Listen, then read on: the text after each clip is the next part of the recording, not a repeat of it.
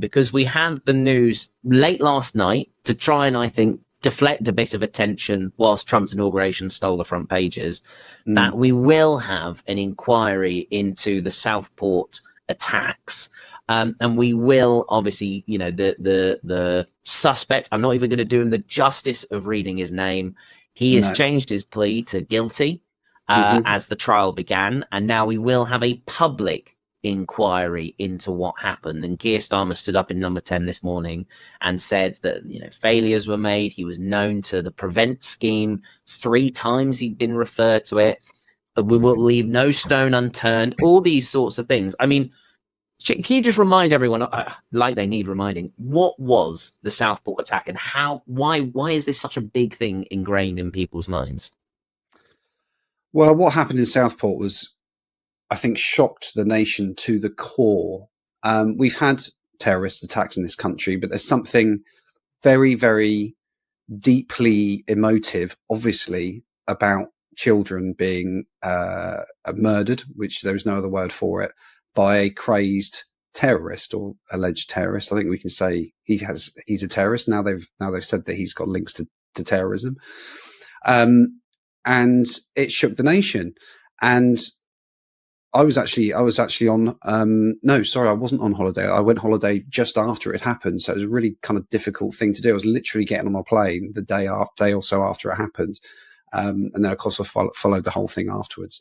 But with what happened with Southport, I don't know where to start on this, to be honest. It's very difficult to know where to start. Let's start with what Keir Starmer said this morning. So Keir Starmer, it was announced yesterday that Keir Starmer would be addressing the nation at 8:30 this morning to give us an update on Southport, which is very ominous.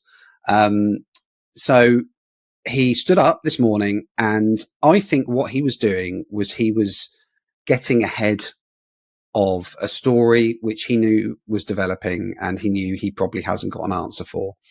So he admitted in front of everybody this morning that he knew that the suspect had links to terrorism pretty much from the get-go. So within hours of it happening. In fact, I've seen people that have said that Keir Starmer and Yvette Cooper would have known in real time. Yeah, almost real time, what was going on as it was happening. They would have been briefed by the security services. So that is so crucial, because I'm pretty sure what you're about to say is the fact that when it happened, they told the public that this was not terror related. They told the public this isn't. And every other time there's a terror attack, we get told straight away, we think this is terror related. We're bringing everyone we can to deal with this.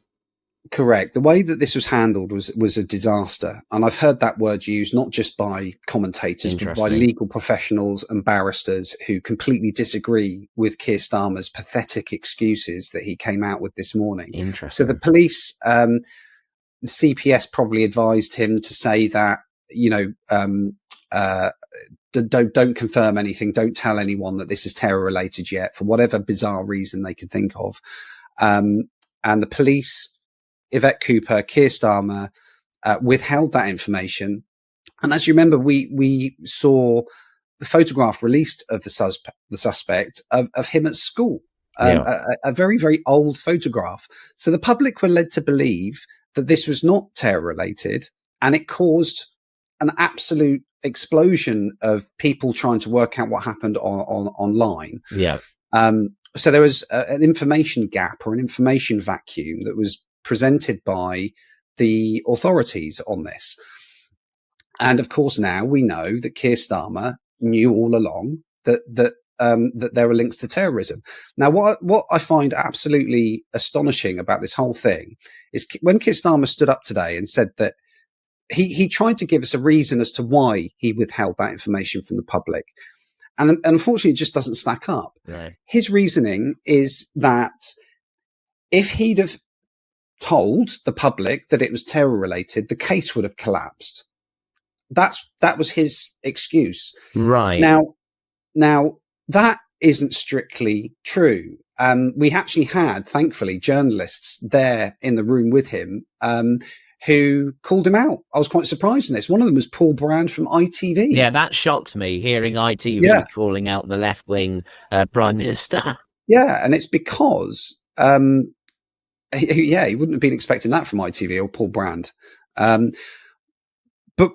But the reason they know this is because journalists are very well versed in what they are allowed to print and not print, absolutely, and what they can say. So they're just as well versed in this as Keir Starmer is, or anyone is, especially, or more than anyone, I guess, because of the jobs that they do. So they know full well that there was a legitimate window where Keir Starmer, now that window is up for debate on how big it is, but it's a minimum of 8 hours, and it's a maximum of right up until the point that he was charged. Yeah. So I think he was charged on the 1st of August.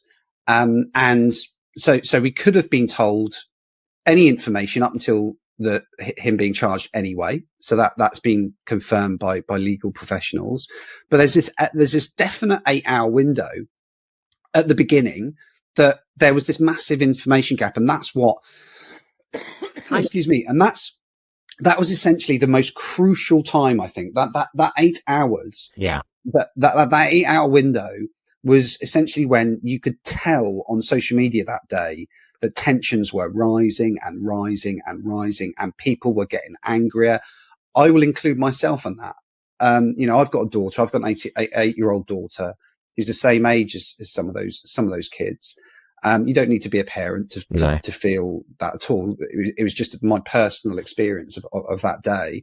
I was in bits. I'm sure, like most people were. I could not contain my emotion. I was angry at a cellular level with everything that had happened that day. So, and then to be called, I was talking about it just like everyone else on social media, and to be labelled far right by Keir Starmer. Yeah. And this is the thing. Made me furious. That is the thing where this just went out the window. Any other prime minister, any other disaster, terrorist attack, whatever it is, calls a press conference, unites the nation, pulls everyone together, and says, we believe that this was a terrorist attack. Everyone's been called in. We're doing everything we can to get whatever information we can. Thoughts are with the victims and the family. That's what you do. You be a statesman. I remember Theresa May, when we had the London Bridge attacks, and obviously Westminster and Parliament and all these sorts of things. I remember it vividly. And then instead, what we had was Keir Starmer call this quick press conference.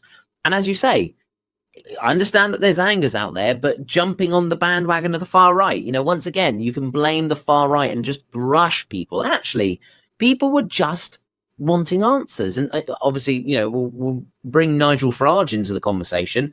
Nigel Farage asked these questions very openly and has since been blamed and labelled for everything that happened afterwards. And now, today, he's pretty much been proven right that things were being held from the public, that things could have been put out into the record. Perhaps not everything that Nigel was saying or thinking was right, but the overarching questions of are things being held back from us turned out to be true. Absolutely, and it was appalling to blame Nigel Farage for that. It's very similar, actually, of what the left are doing to Elon Musk. It's a distraction technique. They're having a go at Nigel Farage because they know talking about the thing that he's actually talking about is far more difficult. So it's very easy for them to attack Nigel Farage. But I would argue, and this is my opinion, and I know I don't hold this opinion alone either, is that Keir Starmer made those riots worse. Arguably, he caused them. I completely agree with you. And there's two reasons for that. First off, to react to people who were hurt, upset, worried about their children by calling them far right, that would have fanned the flames without a shadow of a doubt. That to me is just unforgivable. And this decision that he made, he was the prime minister. There's no one more senior than him in the country to withhold information from the public. So he did two things. He withheld the information, and then he gaslit the entire nation by focusing on calling everybody far right. And it makes me sick. He actually did interviews in between those press conferences where he sat down and he said that his biggest worry is the far right. Now, if you know anything about this country, we do not have a organised, threatening far right in this country. It just does not exist. Of course, we have people that are far right in this country. We have racists in this country, just like every other country in the world. But we do not have an organised far right that poses any sort of threat in this country. We do, however, have a very serious problem with people who do not share our values and Islamic extremism.